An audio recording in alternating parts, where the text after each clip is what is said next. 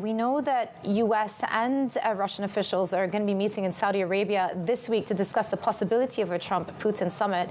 But what do we know about the possibility of the summit happening and what will be discussed? Well, one thing that we do know is that the Trump team does appear to be moving very fast. He's been in office less than a month, and already there are senior advisors flying to meet Russian senior advisors, and it does seem like these preparations are made. We know that they would like to have a meeting of Leaders Summit potentially by the end of the month.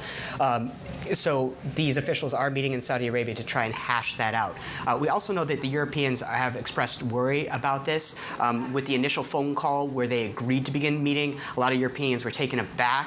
And they do worry that Ukraine and Europe might not be at the table in the way they feel they need to hash out any sort of resolution or ceasefire. Yeah.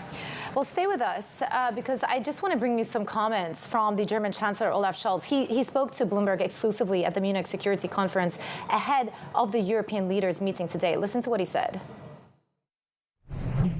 I spoke to President Trump very early about how to support Ukraine.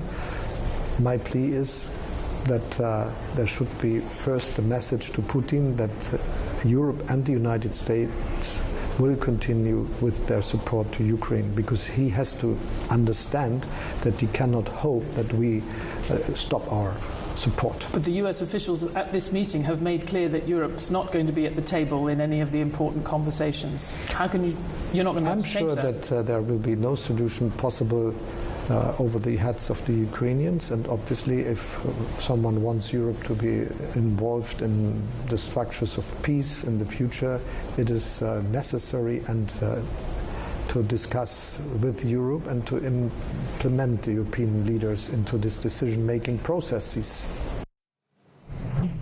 So, Greg, we know that some of the European leaders are convening in Paris today to discuss a potential response. Is there anything that they can come up with to ensure that they do get included in these discussions around the future of Ukraine?